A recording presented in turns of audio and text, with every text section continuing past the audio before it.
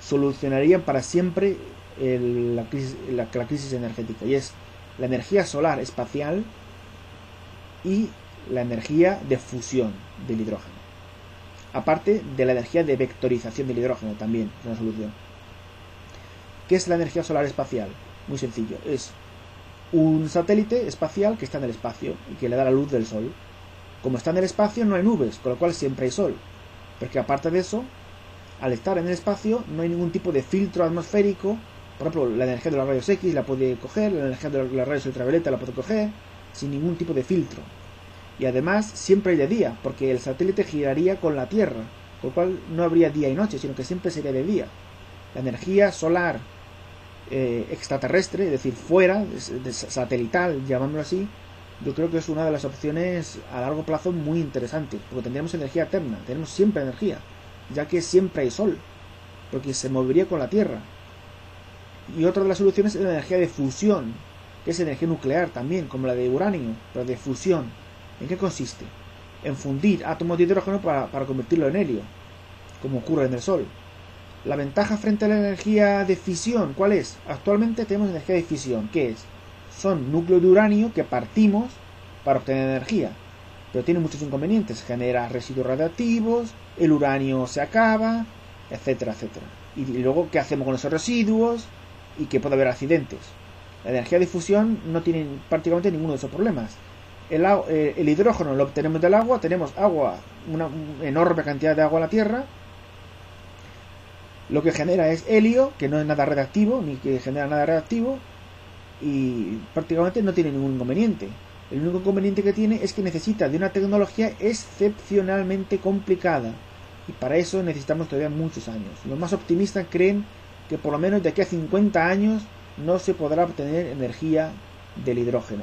Energía del hidrógeno me refiero a energía de fusión de hidrógeno en helio, que es lo que hace el Sol. ¿Por qué?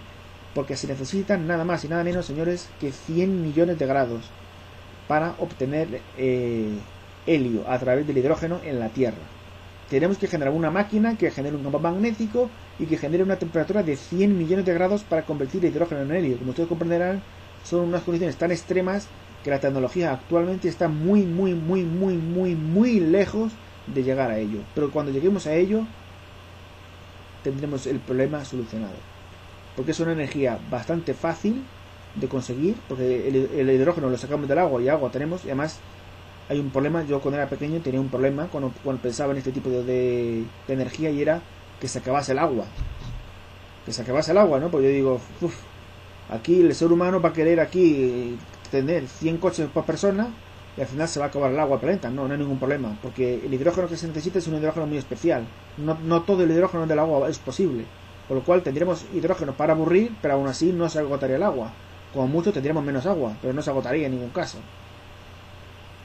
Entonces, para ese tipo de energía se necesitará por lo menos 50 años, porque son unas condiciones extremas de las que tiene que hacerse para que sea rentable, porque además tenemos que tener en cuenta que tiene que ser rentable. No basta con que se pueda hacer, es decir, a lo mejor se puede hacer, pero no es rentable, se hace como prueba, tiene que ser rentable. Y la segunda solución que hemos dicho era la energía solar espacial. Y luego está la que hemos dicho, es la vectorización de la energía en hidrógeno. ¿Qué significa eso? Hemos dicho que la energía no se puede almacenar, y eso es cierto a medias. La energía sí se puede almacenar, lo que pasa es que no se puede almacenar tan fácilmente como se almacena el agua. Entonces, una de las formas que podemos hacer para almacenar la energía es convirtiendo, por ejemplo, en el caso del viento. Imaginemos que un día hace un viento con 200 km por hora. ¿Qué ocurre? Bueno, es demasiado, ¿no? Pero imaginemos que tenemos suerte y durante un mes entero hace viento, cuando lo normal es que solo un mes al año haga viento. Pues ese año, en vez de un mes, ha habido 3 meses de viento. ¿Qué ocurre? Que es que la energía sobrante de ese viento, es decir, mientras hubo viento vimos la televisión, pero a veces el viento es demasiado fuerte y tienen que apagarlo, o sea, cosas por el estilo. Es decir, que no toda la energía del viento se convierte en energía, y la que no se convierte en energía se pierde.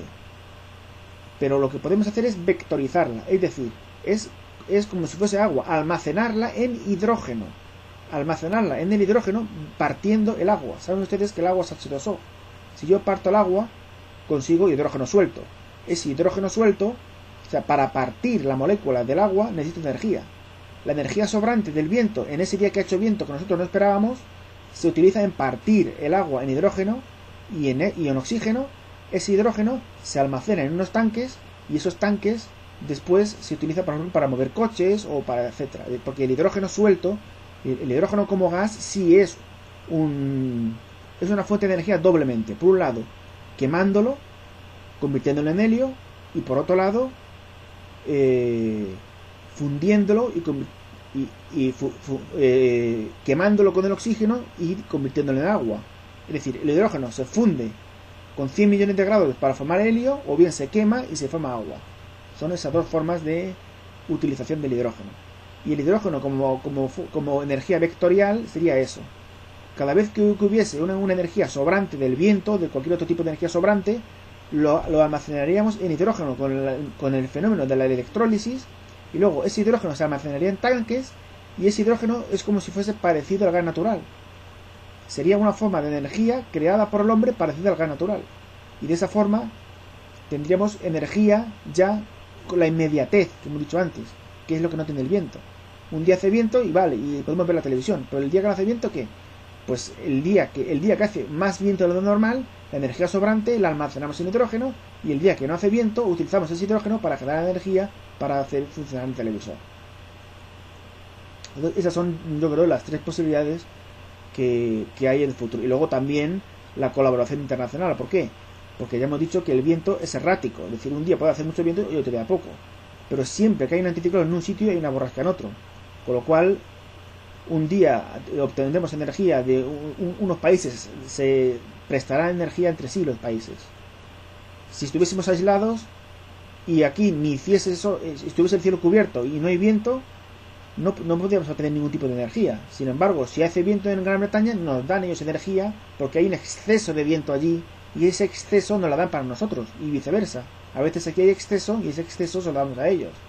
Es decir, sería la colaboración internacional, la energía del hidrógeno de fusión, que será nuclear pero de fusión, el hidrógeno como energía vectorial, es decir, como energía almacenada en el hidrógeno, y la energía solar espacial. Esas serían las cuatro soluciones. Porque como ya lo hemos indicado, el petróleo se va a acabar dentro de poco. El gas natural todavía le queda algo más, pero claro, cuando se acabe el petróleo, empezarán a utilizar el gas natural. El carbón es muy sucio y cada vez se utiliza menos. Es decir, que vemos un panorama muy, muy desolador. Y la energía nuclear, pues no tiene ninguna solución. Para la energía nuclear, aparte de todos los problemas ecológicos que tienen, la energía nuclear se agota, señores. El uranio no es infinito, el uranio se agota. Y luego queda donde dejar los residuos nucleares, que algunos de ellos tardan cientos de años en perder su radioactividad. ¿Qué hacemos con ellos? Entonces, esto es lo que damos de sí, en fin, por hoy es lo que yo creo que es suficiente, ¿no? Sobre la energía. Otro día contaremos algunas otras cosas de la energía que sean un poco más prácticas quizá. Pero vamos, en general, lo que tiene que quedar claro de la energía, voy a resumir brevemente lo que he dado de la energía. La energía es aquello que cambia las propiedades de la materia. La energía es ocurrir algo. La energía ahí tiene dos leyes, se llama la ley de la termodinámica. La primera, la energía ni se crea ni se destruye, sino que solo se transforma. La segunda ley de la termodinámica dice que la energía no se pierde, pero sí se degrada, quiere decir que no se puede volver a utilizar. Y actualmente estamos utilizando energía con combustibles fósiles, que tienen grandes ventajas, que tienen la inmediatez, es decir, tenemos la energía en el momento en el que nosotros queremos, no cuando quiera quien sea, sino cuando nosotros queramos. Mientras que las renovables, todas ellas, ninguna de ellas tiene la inmediatez. Todas ellas es cuando ellos quieren, cuando no quieren, no. Entonces, ¿eso cómo se soluciona? Vectorizándola en hidrógeno. Cuando un día hace mucho viento, lo vectorizamos en hidrógeno, o bien se lo pasamos a otro país en el cual no haya viento, porque si hay borrasca sobre Francia, en España hay anticiclón, y viceversa, etcétera. Y también la energía hidráulica, que tiene la ventaja de las dos, ¿no? Tiene que es almacenable, relativamente almacenable, por lo menos 33 meses, y al mismo tiempo es energía limpia. Otro día contaremos más. Buenas noches.